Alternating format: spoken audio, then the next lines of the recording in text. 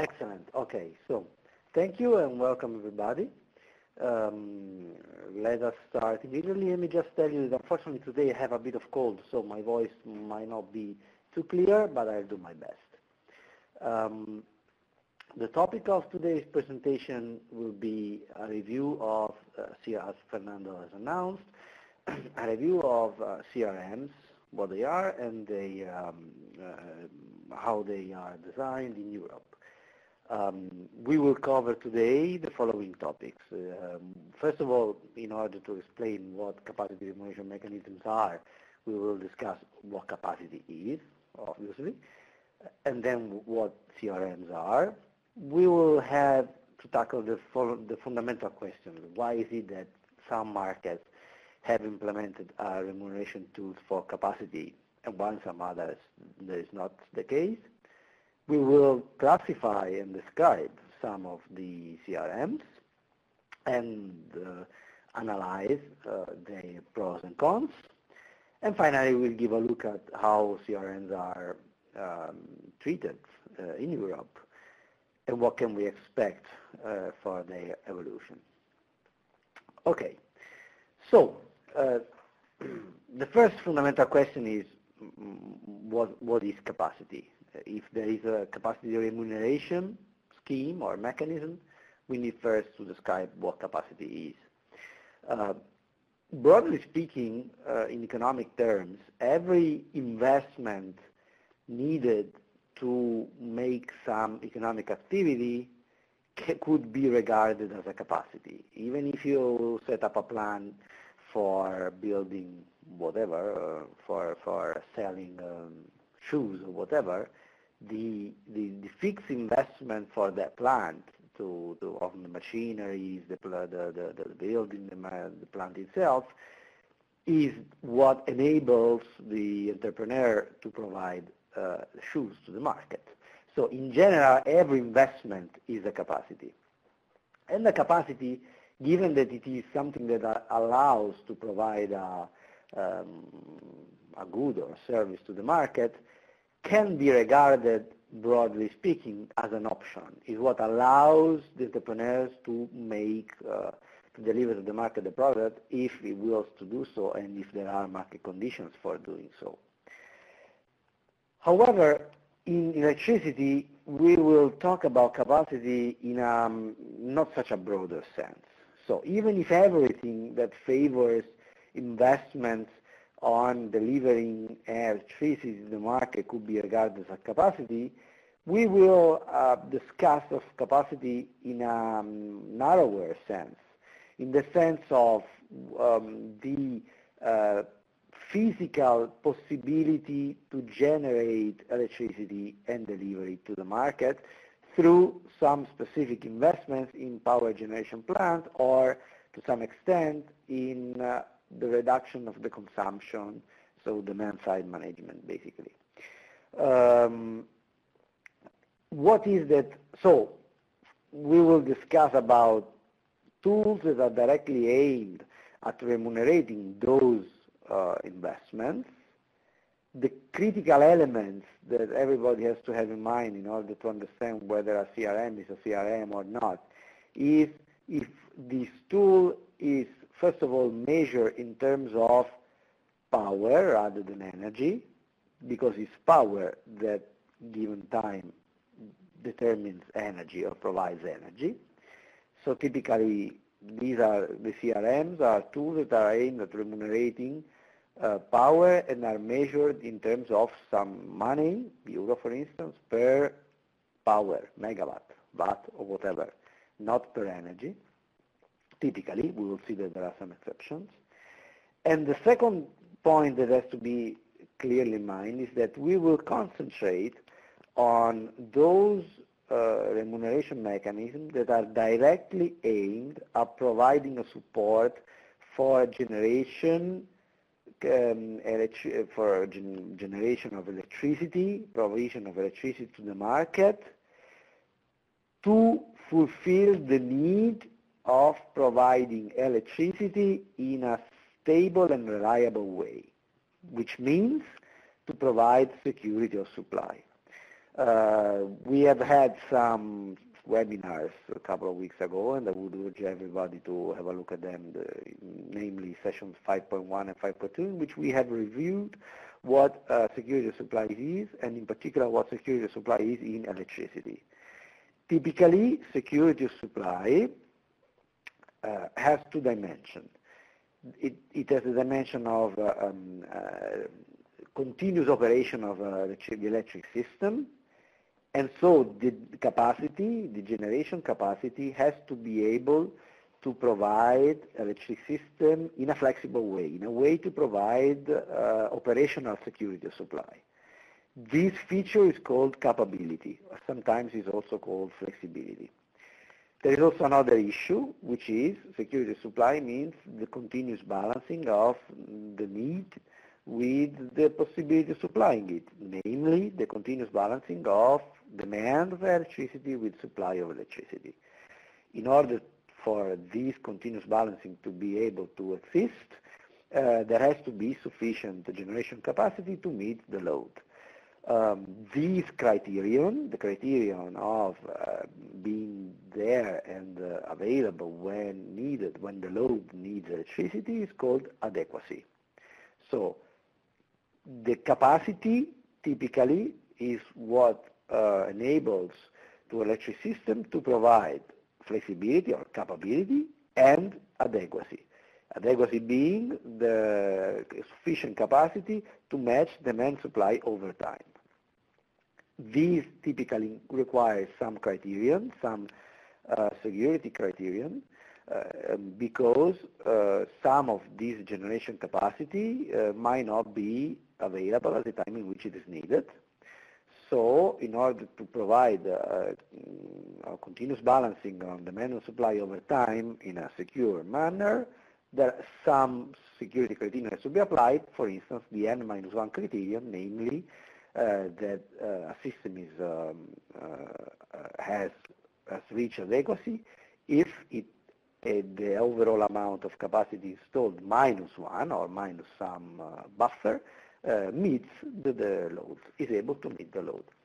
One last word on this slide, which is crucial, is therefore the following. All those remuneration systems that are aimed to remunerate electricity production or supply or investments, not to provide security supply directly, but for whichever other reasons, for instance, to meet environmental targets or to support some industry, are not included into our topics of today, are not included as CRMs. For instance, all remuneration tools that are aimed to remunerate renewable energy production, renewable energy sources, for their environmental, for several reasons, for the reduction of the externalities, their environmental reasons and whatever, they cannot and are not classified as CRMs, and capacity remuneration mechanisms, even though indirectly these and all other support schemes contribute to security supply in a positive or negative way. We will discuss about it. But in any case, they are not directly aimed at providing capacity for adequacy and capability needs. So, having said this, we can ask ourselves, why is it that sometimes we might want to remunerate capacity in electricity markets, given that, if you allow me to continue with the metaphor of investments, there is no such a remuneration for capacity to provide shoes to the market, for instance. What's the specificity of electricity markets? Well, typically there are two broad views. Those markets in which there are no such explicit remunerations of capacity to provide security supply, and some markets in which there are. Those markets in which such a remuneration does not exist are called energy-only markets. And the idea of energy market or energy-only markets are that if these markets are sufficiently competitive and they provide the correct price signals, it is enough to have a market for electricity, not for capacity, to provide security supply. So there is no need to remunerate capacity explicitly. The idea of the energy-only markets is what you can see in these slides. Typically, let me point you out this, the idea is that if you have some competitive supply, don't get confused by the fact that in this market you see that in here there is power. Actually, this is energy, it's not power, because typically what you have is that will be the market situation of a given hour, so this will be megawatt in an hour, so megawatt hours energy. You have a supply schedule of those generation are willing to supply energy. If load was, for instance, the one that you can see here dashed, well, the price of the load that the load is willing to pay will be equivalent to the supply schedule. If this is competitive, the supply schedule will be equivalent to the marginal cost of suppliers, and the market is in equilibrium.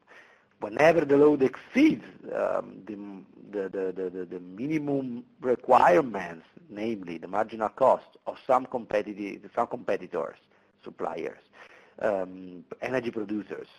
So supplier here means power plants, and not supplier of energy in the electricity supply chain, power plants. While, for instance, some other plants would have a technology such as that the marginal cost will be beyond what load is willing to pay, the system marginal price clears at a price higher than the marginal cost, and this provides what in economics is called the super marginal profits, even for those power producers that would serve this level of load. They are called the peakers, the ones who are serving the peak energy.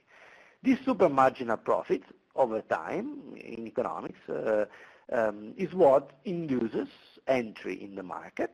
Entry means that new power producers are willing to supply more energy, and this would reduce the system marginal price up to the level of equilibrium, in which again there would be sufficient supply to serve the load.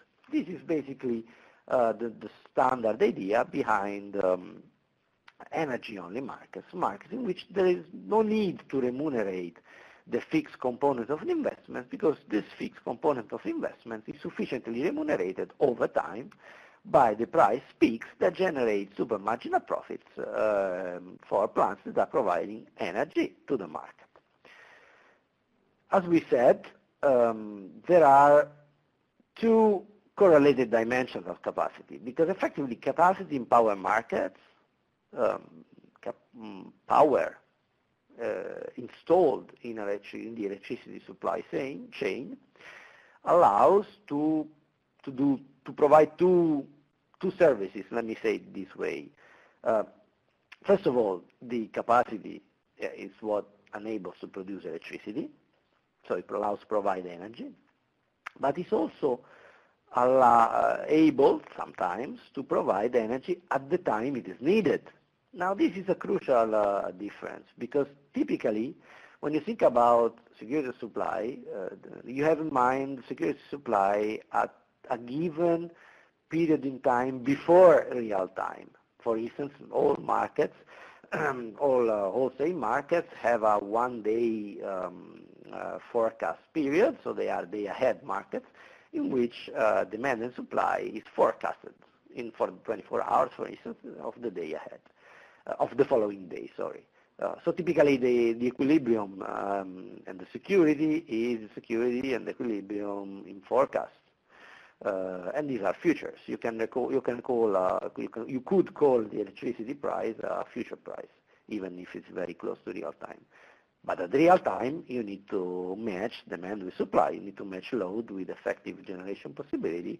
And this is done with some specific subset of capacity, the one that is able to follow the load profile even in real time. So typically, markets have to deliver two products.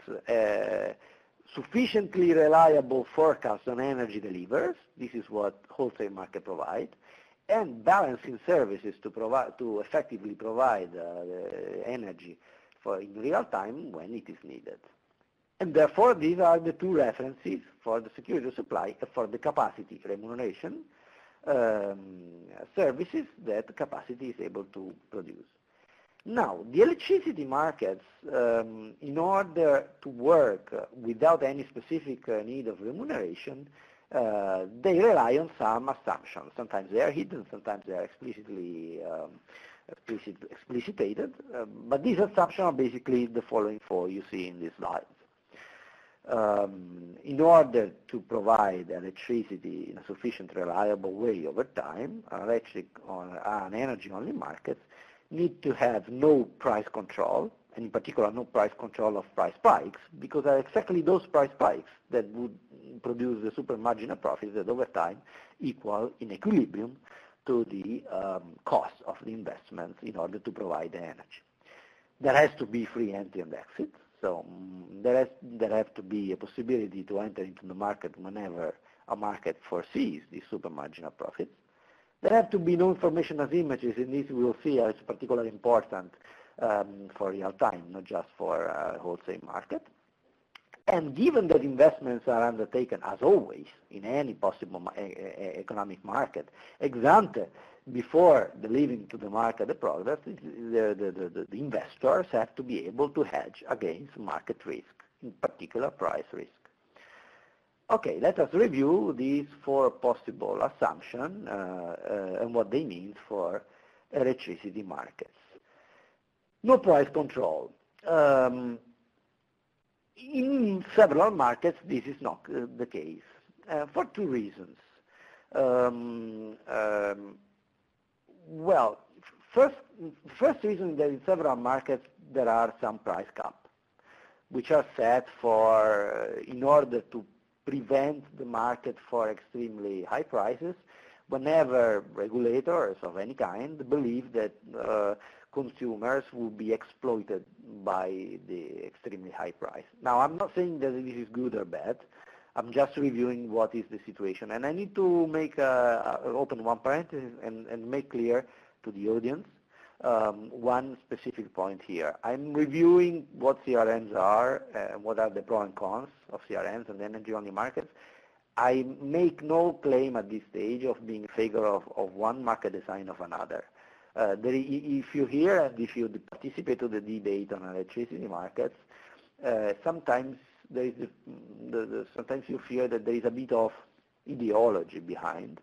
I will try to be as neutral as possible without taking any part, just pointing out how the situation like and what are the pros and cons. Personally, and let me tell you my personal feeling, I'm not in favor neither against of CRMs. I just believe that, and we'll see throughout this presentation, that they have some features, and energy-only markets have some features. In some cases, CRMs are not needed, or CRMs can do more harm than good, and in some cases the opposite is true. So I just personally think that there is no proper energy market design at any level, including level of long-run investments, because basically this is what we are discussing about, provision of correct price signals for investment. I do believe that there is no single proper energy market design, that the evil is in the details, and these details are what we have to describe and what we have to analyze today. So, first of all, the reason of price spike control was in several electricity markets, it happens that you have price control, sometimes for price caps. Okay, but even if there are no price caps, effectively energy-only markets have a kind of implicit price cap. Why? We know that it is optimal to provide energy as long as the value of the last bit of energy provided, so the last watt hour, to the consumers is equivalent to the cost of the provision of the last watt hour to the consumers. This marginal equilibrium is called the value of lost load. The value of lost load is the value of the energy not provided, lost load, better shed, because the social value, the willingness to pay of consumers for that load would be lower than the marginal cost times the amount of energy, so the cost of providing that load. The problem is that this value of lost load is a theoretical concept. but it's not, this theoretical, as any theoretical concept, when you come to the real application of this theoretical concept, there are assumptions made in order to calculate it. And the typical assumption is that this value of loss load, the point at which the market clears, is kept fixed at some point, more or less measured, while there are no reasons why, no theoretical reasons why this value should be fixed, because the value of not serving load to consumers changes geographically, across consumers, and even across amount of energy served, because most likely the marginal value of the loss is possibly increasing in the amount of losses, even though perhaps it's not linear, because in those systems where you have a lot of losses, probably consumers would have installed a lot of other systems in order to back up energy and not occurring losses, while in those systems where the losses are very limited, the marginal cost of the single loss would be extremely high. So in order to let the market at the wholesale level clear, value of loss loads are assumed to be constant. They are calculated somehow, they're kept fixed, while possibly this is not the case in reality, which means that effectively the value of loss loads, is just one other way to call a price cap that is needed to clear the market. This is true for wholesale, but it's also true for balancing. Remember that the reference for the capacity is the possibility to provide balancing of demand and supply at the wholesale level, and the possibility to provide balancing at balancing level. At balancing level, several times you have even further problems. What this slide shows is that, for instance, in order to prevent price of balancing to spike too high, and for several other reasons, some markets have a market clearing price. They have so-called pay-as-you-bid prices, which typically one of the consequences is that they lower the price of balancing, but by lowering the price of balancing, they lower the incentive of capacity of being available in the market to provide balancing services. Free entry and exit. That's another crucial assumption, both at the wholesale and balancing level. And several times this assumption is violated. It's violated because entry in the market requires basically making an investment that has to be agreed with the structure, actual and foreseen, of the electricity supply chain. So sometimes there are problems of preemption of investment sites, authorization, preemption of resources, etc., availability of fuels, for instance, that limit the possibility of entering into the market, even if there would be enough room for doing so. Another big issue that we will review more thoroughly in the next presentation, next hour, is the interplay between expansion of generation capacity on the one hand and the expansion of transmission capacity on the other hand. Which one has to follow which one? And then even if these two other issues were not present, sometimes there are structure of the problems or negative externalities on the grid externalities, that impede or lower the possibility of entering into the market, exploiting those super marginal profits that we saw at the beginning, and because of these, providing incentives to more capacity, to deliver more capacity to the market, and therefore more energy when needed, and providing security. So even if everything, was correct, still the grid would have grid problems like congestions or loop flows that might impede or lower the entrance to the market. Now, of course, we will leave this question, the last question of this slide, a bit untouched, because it's crucial for the next presentation, because the more a market is integrated with other markets, the more there is convergence of everything, of the grid, of the price of electricity, of balancing needs over time. So when the area is integrating, we have to ask to what extent this area is also converging to a single equilibrium, basically. Information asymmetries.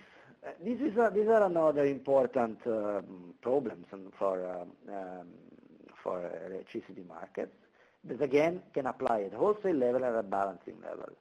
At the wholesale level, the typical way to solve the information asymmetries is to fully unbundle the one who has to dispatch, basically, to the one who produces.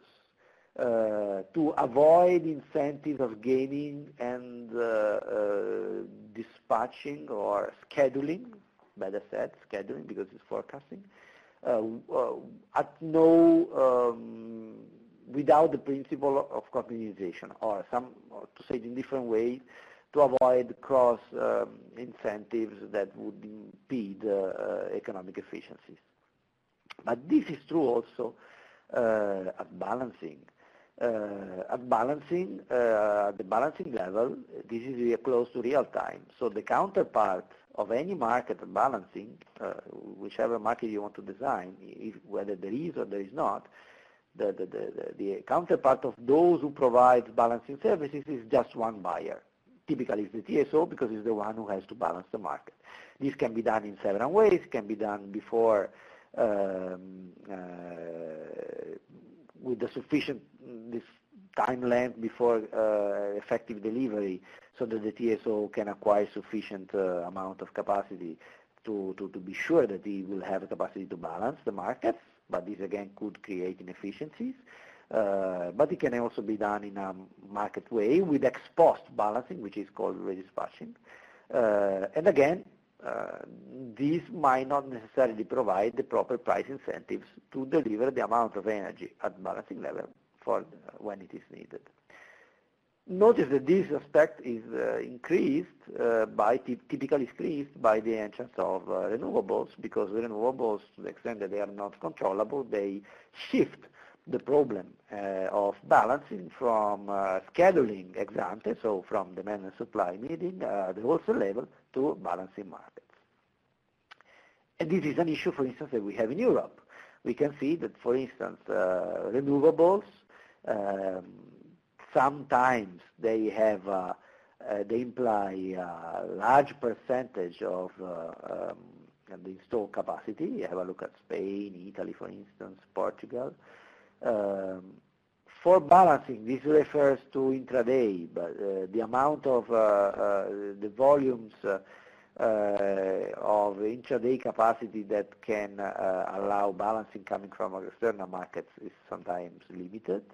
But the crucial column that I would urge you to look at is the balancing responsibility for renewables, which is very differently distributed in Europe, implying that sometimes renewables simply increase the need to have thermal capacity that is able to provide balancing services at the time it is needed. Okay, last thing, I need to hurry up a bit more because we have a lot of things to cover, is risk neutrality. Again, typically the problem here is about hedging risks. And there are several possible market designs throughout the world, from those market designs in which it's purely energy only, like in Australia, NEM, National Energy Markets in Eastern Australia. And hedging against risk of investments is purely financial, with purely financial options that are traded in the market.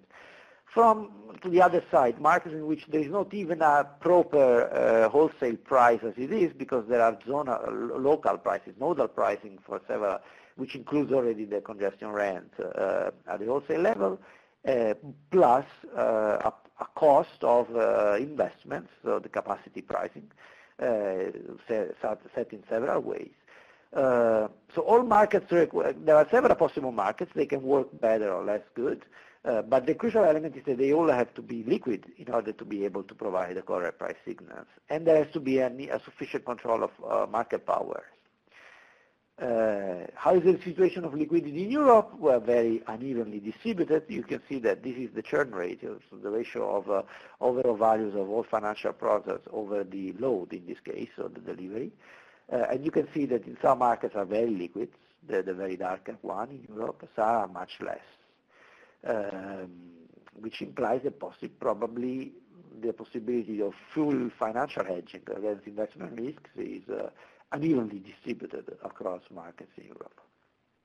Okay, one final word, because we have seen so far plenty of reasons, 4 reasons for possible introduction of CRMs whenever all the following elements that we have tackled are not met. But there are also reasons not to introduce CRMs. So in particular, we could say that CRMs, capacity remuneration mechanisms, are neither necessary nor a sufficient condition to provide sufficient security of supply. They are not sufficient because they could be poorly designed, so they might not provide the correct price signals to deliver security of supply. And we will see this when we'll discuss now in a second the different type of CRMs. There are also other issues, namely the fact that we need to take into account that markets in energy and electricity in particular are integrated. So we need to take into account the relationship between every market design that we set up in a given place and the consequences on the energy markets, electricity markets, of connected markets. There could be in particular free riding, and there is also an issue of long-term planning. These 2 points, the capacity spillovers and the interplay between transmission and generation capacity, are the topics that we will cover in the next presentation. And CRMs are not even necessary to provide security of supply in an efficient way. And the proof is in the cake. There are markets in which there are sufficient security of supply without CRMs. Even if we ask about possible difficulties on providing sufficient flexibility, for instance, there are even tools that you can set up in balancing markets. The operating reserve demand curve is one. It's a tool that is explicitly designed to provide flexibility and the incentives to provide flexibility to the markets without introducing CRMs. So again, the crucial point here I want to raise is that CRMs are neither necessary nor a sufficient condition to provide security of supply. So how is it that the case, when does an energy-only market could provide sufficient security of supply? Well, I would say that you probably have to check the conditions of a market on the basis of the following checklist. You have to ask whether the market is isolated or interconnected. The more it is interconnected, the less is possibly the case that you need to explicitly remunerate generation capacity inside. You have to ask how much storage exists, and obviously the more storage, the better. Storage, remember, is given not just by storage at the distribution level, but also storage at the wholesale level. Typically, hydropower plants, large hydropower, provide storage capabilities. How much renewables are integrated in the market, and what are the subsidies for these, and what's the role of these subsidies? Are they providing correct incentives to develop renewables or not? Are renewables responsible for the imbalances that they generate? You have to check about liquidity. You have to check about the correct price signals, whether there are price caps set at low price, for instance, in order to keep the price low for acceptable reasons, political acceptable reasons, for instance, which are not acceptable from an economic point of view. And finally, what's the role of demand-side management tools, which typically demand-side management tools shave the peaks of demand and allow to reduce the balancing needs, because they would allow already ex ante to balance the demand side at the whole level.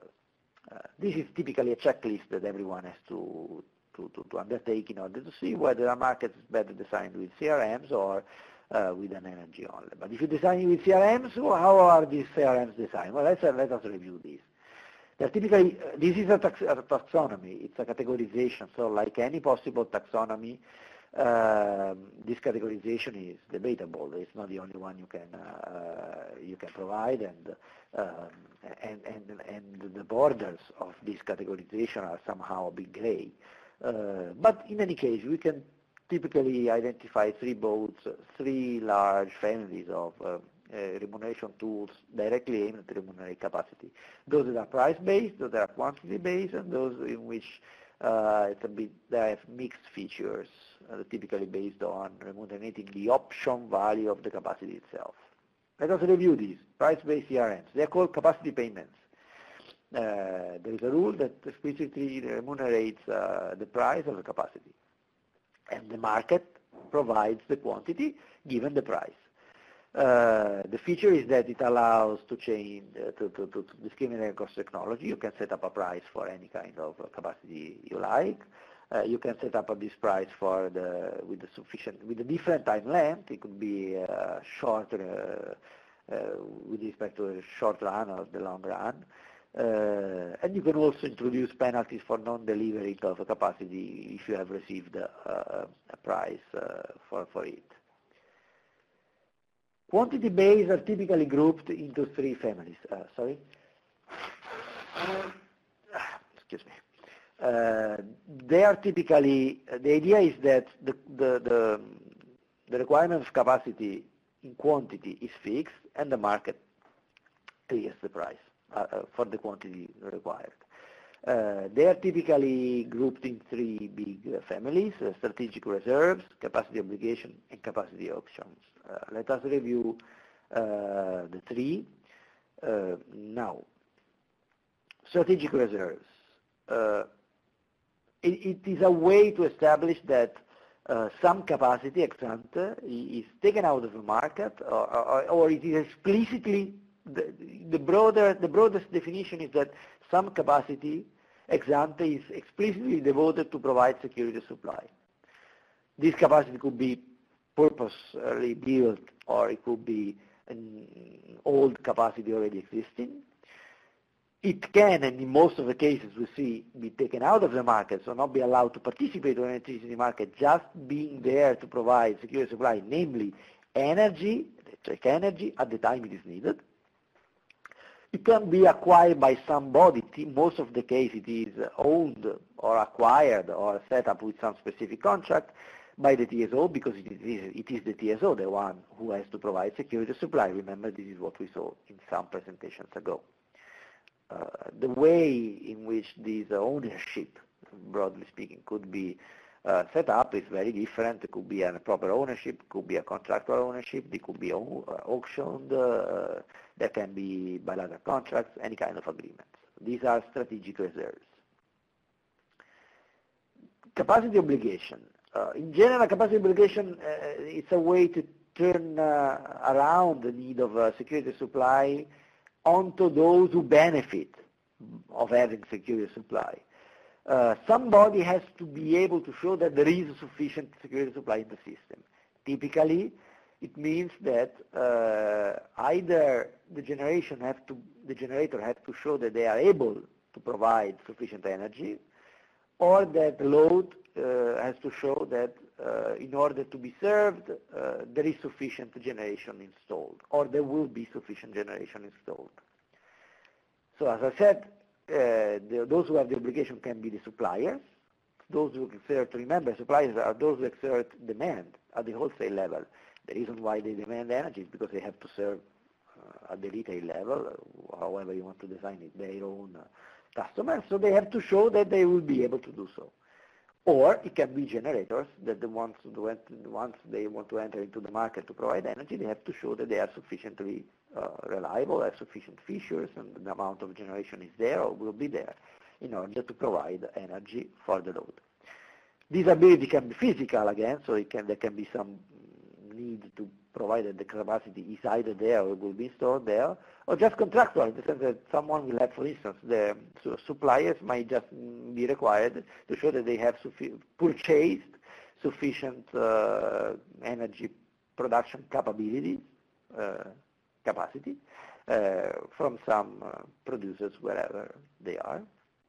And again, this market can be centralized, the market of the obligation. This obligation can be centralized, there could be just bilateral agreements. Capacity auctions, they're typically auctions where somebody tend not to see this different from capacity obligation, because basically the crucial feature is that there is a centralized market in which there is another auction run. There is a typical need of capacity. This need of capacity is typically set up by the TSO, so TSO demand makes explicit the demand of capacity, and all those who are eligible to provide this capacity, they participate in the auction and provide energy. There are several possible features of auctions, and compulsory or voluntary. Typically, whenever they're centralized, they can be standardized, but this standardization can be done in several possible ways, and there are several possible auction formats. Finally, mixed. Mixed are option markets in which the option is explicitly traded. Remember, capacity is an option in the sense that it is what allows to provide energy at the time it is needed. So this option, the very fact that a generation power plant implicitly implies that there is the option to produce energy, this option can be expressed and evaluated in a market for this option. So typically there would be some buyer who will buy this option, and some producers. Those producers are generators. Generators can provide options. They will sell this option to the buyer and we receive in change a price of capacity, it's the price of the option itself, and they will deliver an obligation. Which kind of obligation they deliver? Well, this distinguishes three typical features. They can deliver the obligation to, so they can sell to the TSO, for instance, the right for the TSO to be called and produce energy at the time it is needed. These are physical options. They can also give the right to the TSO to be compensated, the TSO, whenever the price goes above a given strike price. These are financial options. Or they can sell both rights, and they are kind of mixed options. Quickly, because I see that we are taking a lot of time, but as I knew this presentation is very rich, so we need to cover several things.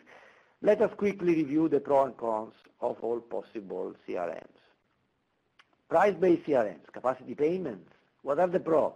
Well, they are easy to be implemented because simply you just need to set up, decide what's the price of the capacity and award it to those who come or participate in the market selling the quantity. It can be tailored, so it can be tailored for instance, if you want to provide it just to those plants that are able to provide flexibility and which kind of flexibility they can provide. And in theory, it could be, the payment could be optimally calculated because the price of the capacity has to be equal to the yearly rental cost, which means, remember what the yearly rental cost is. It's the overall cost of building a given power plant discounted for the expected lifespan of the capacity. So as effectively the cost, a capacity payment is a way for the investor to cash in ex ante the expected discounted value of the capacity over time. The cons are the pros, so to say, because they are easy to be implemented, but they're also easy to be distorted, because it is easy to change the price of the capacity payment, and by doing so, there is no guarantee that the price is effectively equivalent to the expected discounted marginal cost over time of the investments. And there is an easy temptation to be used to provide some other tools, meaning to support generation for whichever reason it is, except from providing security of supply, for whichever social, political reasons or whatever. Again, there is no guarantee that they effectively provide adequacy. For instance, they can be awarded to plants that are already amortized. If that's the case, in principle, they should receive no amortization. If they discriminate across technology, they can provide market distortion. So if they do not discriminate, there is no need that they provide the kind of energy that is required. And if they discriminate, there might be further distortions. And it is hard to let demand-side management participate to a capacity premium scheme, because basically what demand-side management does is that it provides a promise to reduce consumption. But sometimes this rather than increase supply. But sometimes this foreseeing of reduced consumption is already embedded, for instance, in the reduced inefficiency trends or in the reduction of the load for whichever reasons. So there is the risk of paying twice for the same things, which implies, from an economic point of view, inefficiency. Quantity-based, again, they are easy to be implemented. For instance, think about strategic reserves. You buy them. In principle, the adequacy needs can be defined ex ante. For instance, think about in some market there is a need to have a capacity margin. This can be easily calculated how much demanded. And there is no need to define the price of the capacity. And the cons is that there can be a lot of distortions. Again, there could be strategic reserves, for instance, can distort a lot the energy price because if they are allowed to participate in the market, it's not clear which price they will participate, given that they receive already an remuneration. But if they are not allowed to participate in the market, you have an impact on wholesale market as well, because you take out of the market some of the capacity. The obligation needs are not easy. For instance, the physical delivery are not easy to be monitored.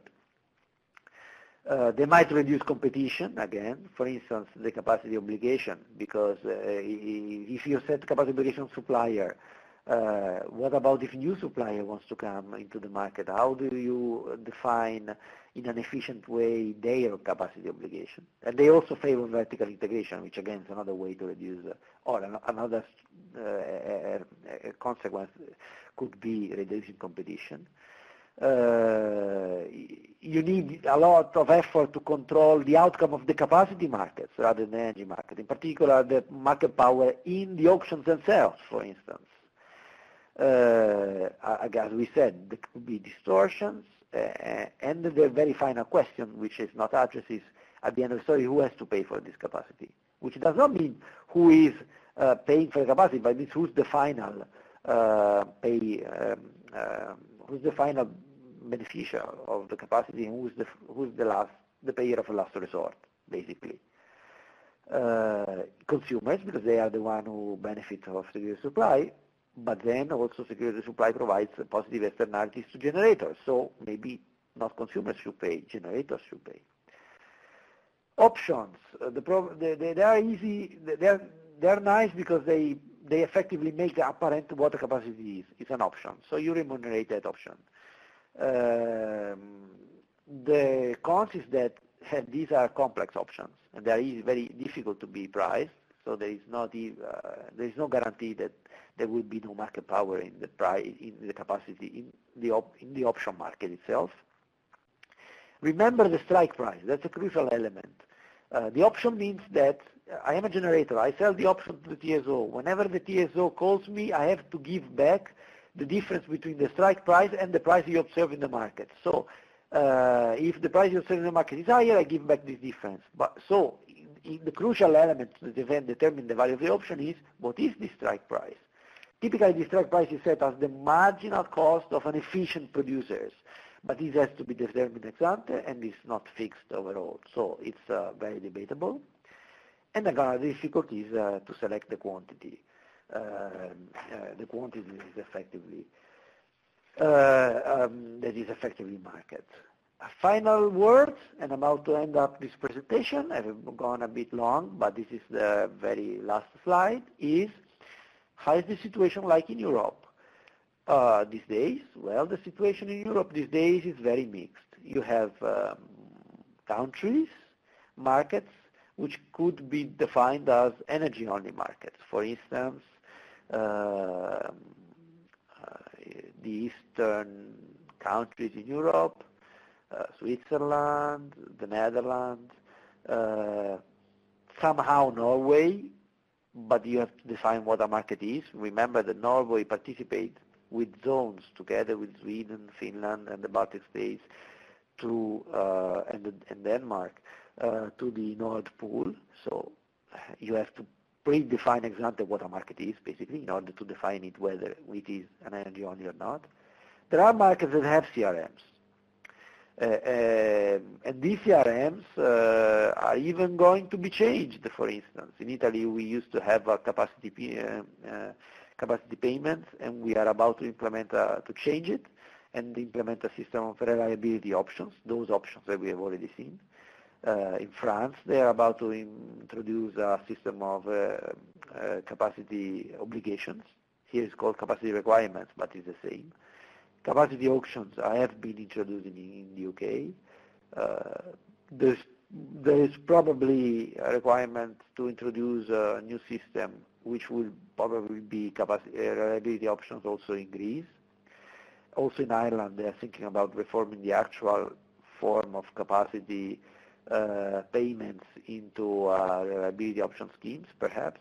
So it's a system that sees a lot of different CRMs in place or about to be introduced. The consequence of this patchwork and the interaction between electric markets integrated, more or less integrated, when different schemes are about to be introduced or will be introduced, is going to be the main topic of next presentation. I am done.